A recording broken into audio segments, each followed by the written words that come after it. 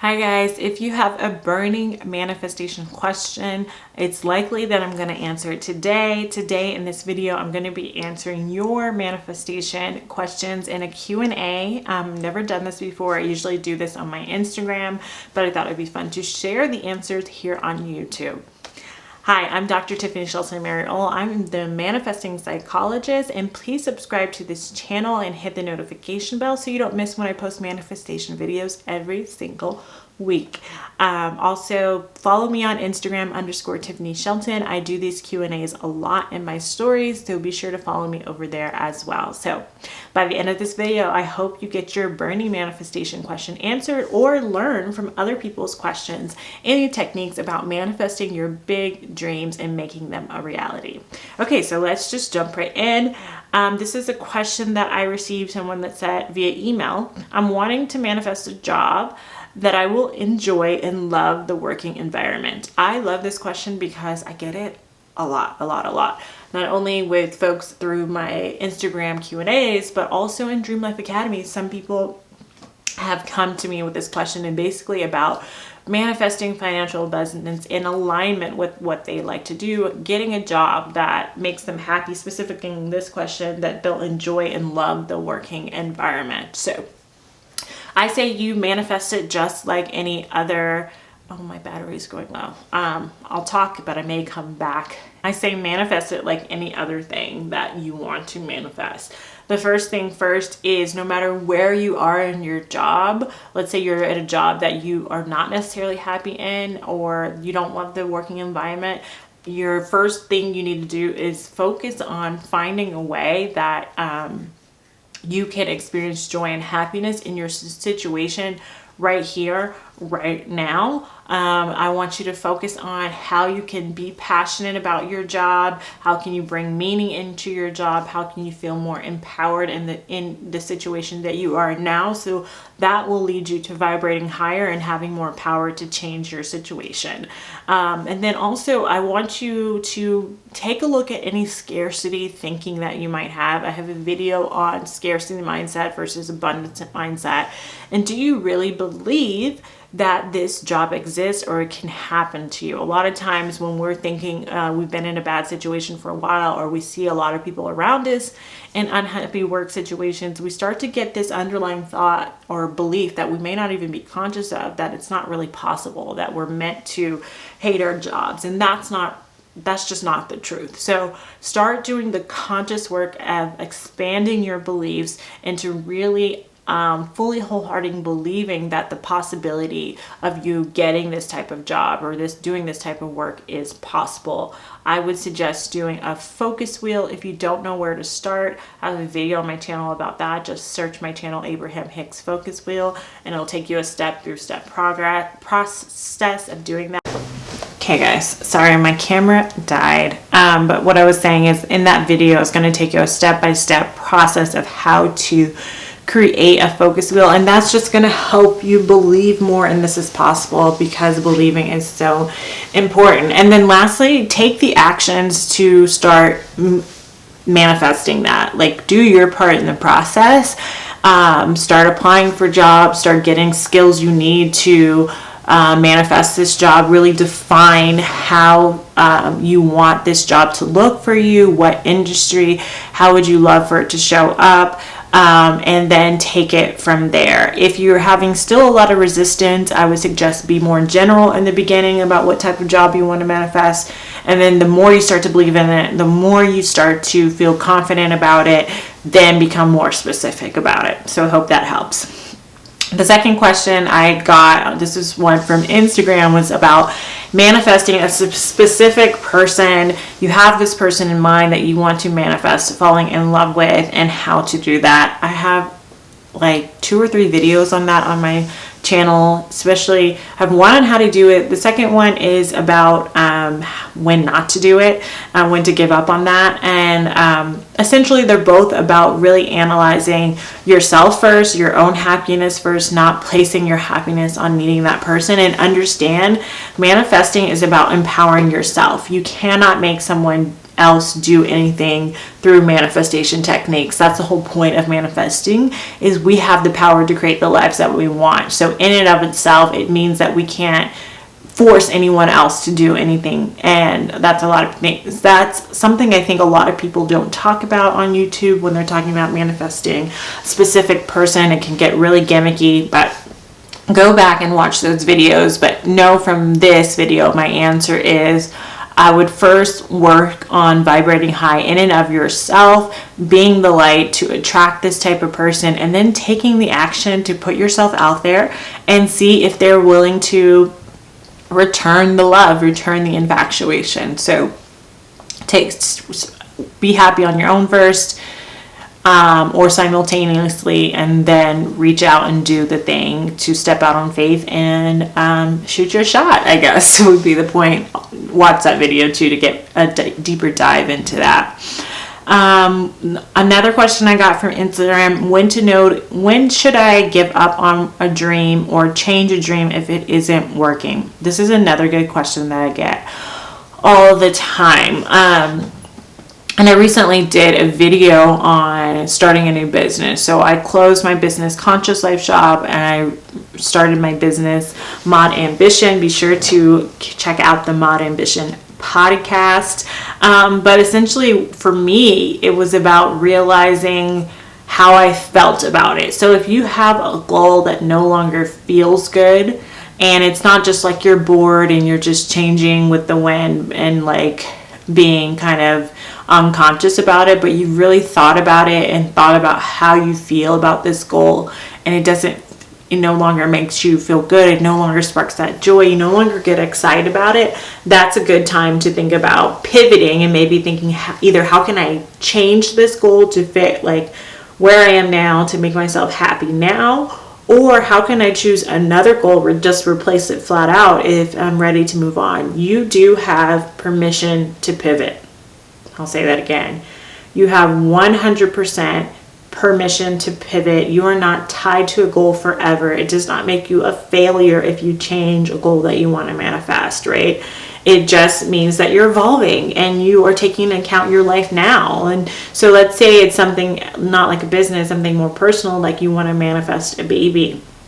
And for a while you've been really, really closed off to doing any type of adoption or anything like that. And it's been years and years and years and you're considering giving up. I wouldn't say necessarily give up if that's something that still makes you happy thinking about being a mother, but maybe being open to this or something better, however it shows up. Maybe it shows up in a mentoring way, maybe it shows up in adoption, maybe it shows up in getting a donor or a surrogate, but just kind of opening yourself to this or something better. It's not about tying yourself to an outcome, but it's about tying yourself to joy along the way and being open to the universe giving you that, multiplying that joy in a divine way. And that takes some conscious work as well. That you're in that position and you want to learn how I advise that more specifically to your personal situation, be sure to check out my program, Dream Life Academy, and I could give you individual coaching on that as well. Someone also wrote a question in one of my YouTube videos about manifesting a baby while single, hoping I could give some techniques and some ideas about how can you manifest a baby if you're single. I have a whole video on manifesting a baby, and in that context, thinking about that video, it is about me being in a partnership or someone in a partnership.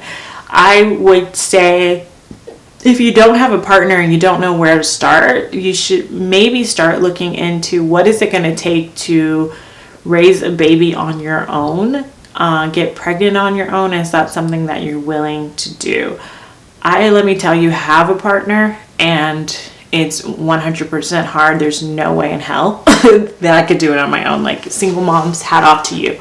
But if you know that you have put the support systems in place and that's something that you want to do, you're still really passionate about it, I would start manifesting the things around it. So like start manifesting that support system, start manifesting a job to be able to support a baby on your own, childcare for when you're away, support like outside of childcare hours, those types of things first, get all that manifested. And then I would work on, manifesting the money to do things like donors and in vitro fertilization, those types of things, manifesting the health that you need to carry a baby. So focusing on all the things around. I think Cher said men are great, but they're like optional. You don't need them. This was a woman asking the question. So you 100% don't have to be in a partnership if you're really convicted to do this on your own. And I would say start manifesting the things around having a baby and fully supporting yourself first and doing that. And then if you don't want to go the in vitro route, maybe thinking about how can you manifest a person in your life, a friend that is willing to give you that, and focusing on those things. Hope that helps. Hope that answers your question. Let me know. Okay.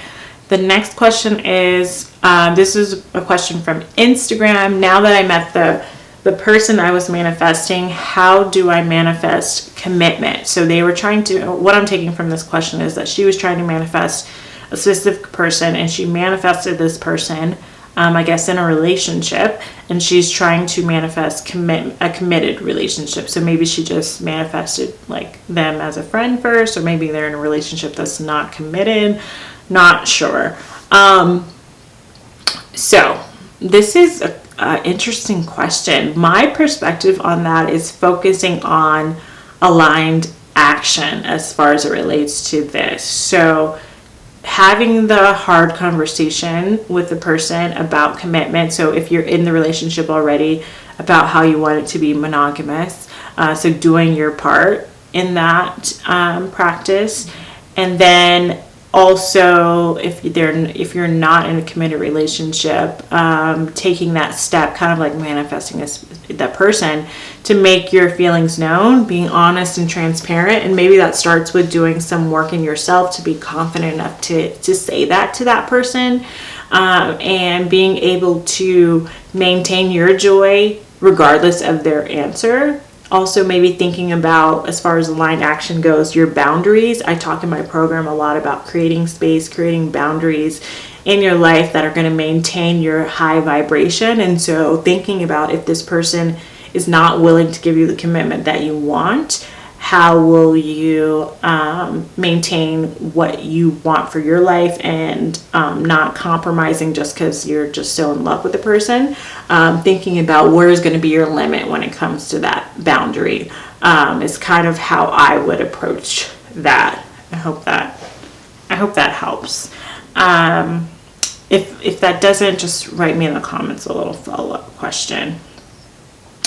Let's see here. I also had some other questions from my Instagram questionnaire. How to continue believing in your dreams when the odds are against you. I have a video called How to Manifest Miracles, which goes into this in depth, and it kind of talks about how to manifest something that seems impossible. You really have to work a lot on the believing. So that's going to be doing the work to overcome limiting beliefs.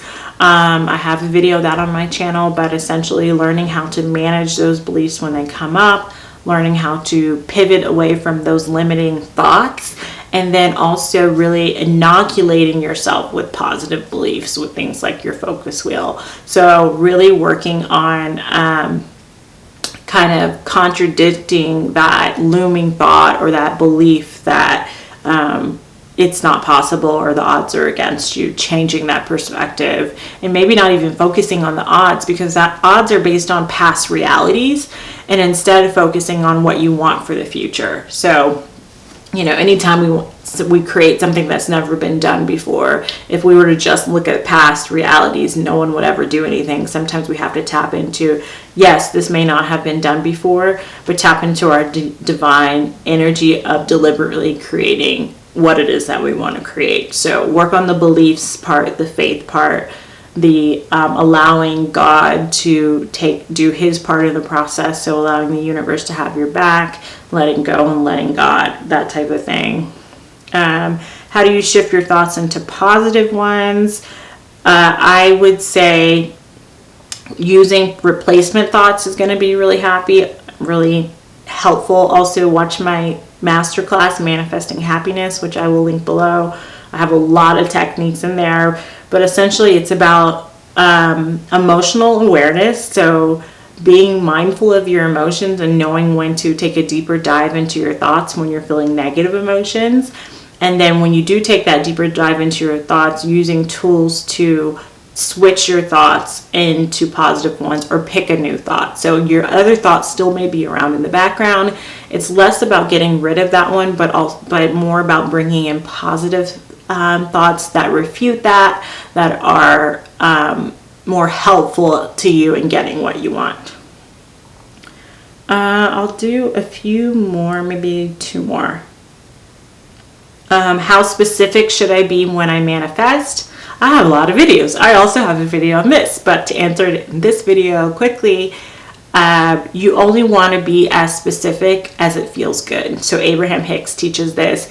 If it's causing you anxiety or angst or sadness, or just like it's just bogging you out to be specific, you want to pull back and be more general in what you want to manifest. So if it feels good to be more specific, be as specific as possible. If it feels good, if it's starting to cause you stress or any other type of negative emotion, pull back and be more general.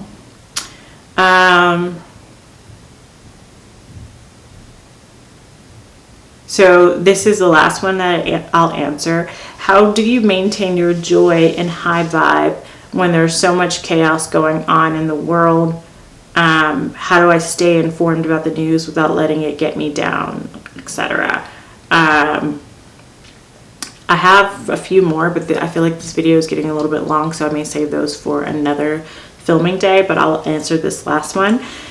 Maintaining your joy and your vibe during the chaos in the world. Yes, there's a lot of chaos in the world, and it can feel like there's the most it's ever been. But if we think back, our ancestors have had a lot of chaos. My ancestors went through slavery. Some of your ancestors went through the Holocaust or the Great Depression and, dictators. So the world is chaotic, and it's probably more chaotic than it has been in a lot of ways. But it's also as great as it's been in a lot of ways. So if we think about it, we can choose to focus on the chaos, or we can choose to focus on the solutions that we want to see in the world. Ironically, I have a video on this as well if you search my channel. But the idea is, yes, it can be disheartening to see a lot of the things that are going on. And you can have definitely time to accept those emotions and don't try to push them away or pretend like they're not there. That's not what I'm saying. What I am saying is to then, I want you to take your power back by focusing on either how you can take care of yourself in light of all these things and still persevere. How can you still vibrate high, focusing on self-care, self-compassion, focusing on finding pleasure in your life, focus on being mindful and present, focusing on being grateful, having a gratitude practice. Those are all things that can help you. But then also focusing on how you want to be the light in the world. How do you want to be the change? How do you want to be the solution that you would like to see in the world and create that impact? And that's how we move forward. Not only does that help the world, but it helps ourselves by helping us take our power back. So I hope that helps. Let me know if you guys want me to do another Q&A. If you do, leave your questions in the comments below and I will make a future video about it. I will also answer, I have like 5 more questions that I didn't get to, but I have a time issue here. I have to do something right after this video. So I will get to those last 5 questions in the next Q&A video, and then any questions that you guys leave below. Thank you guys so much for watching. I hope this answered one of your burning manifestation questions. And until next video, namaste.